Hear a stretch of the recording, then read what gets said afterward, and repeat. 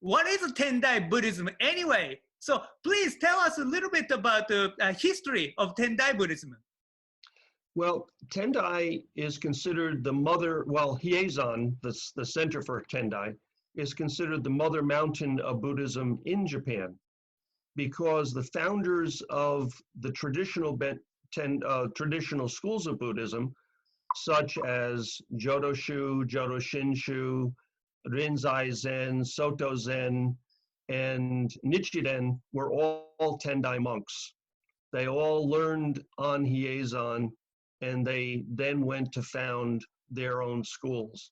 And so one of the distinctions between Tendai and the other schools of Buddhism is that the other schools are what they refer to as single practice schools. If you practice Jodoshu or Pure Land Buddhism, or Shinshu or New Pure Land Buddhism, or True Pure Land Buddhism, or you practice one of the Zen schools, or you practice Nichiren, you only have one practice. You're sitting meditation, you're reciting Nembutsu, you're reciting Daimokyu, Namu-myoho Renge Kyo if you're Nichiren, whereas Tendai incorporates all of those things. In addition, it incorporates esoteric or Mikyo in Japanese Buddhism.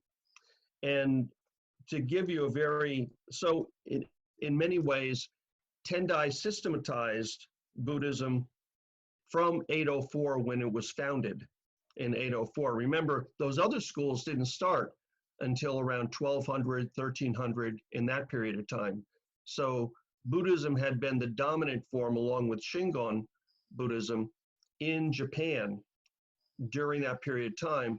And Tendai was one of the first to really make Buddhism a religion of the people, as opposed to just of the court during the Heian period, from around 800 to 1200. And so it systematized 4 different schools of Buddhism early on, from the very beginning.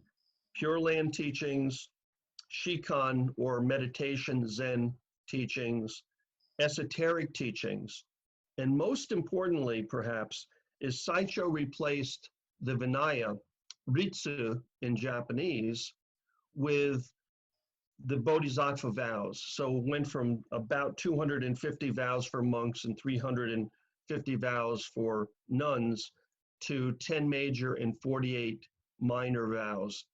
That changed the nature of Buddhism in Japan significantly. And it moved Buddhism out of Nara, which had been the previous capital of Japan, to Kyoto. And Hiezan is just outside of Kyoto. And Kyoto was partially placed so that Hiezan would protect Kyoto.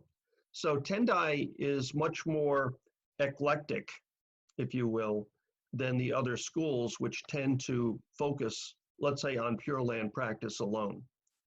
The other thing that I would say, and please stop me if you think I'm going too long, because I could do the whole day just on this, is one of the other aspects that I think is really important about Tendai is the idea of Hongaku, or the doctrine of original enlightenment, meaning that the Buddha nature, that everyone has awakening within them, that it's already there. You don't have to attain it, you have to unveil it. You have to remove it. You have to remove the veil of samsara, the provisional world that we live in, and reveal the original Buddha nature within.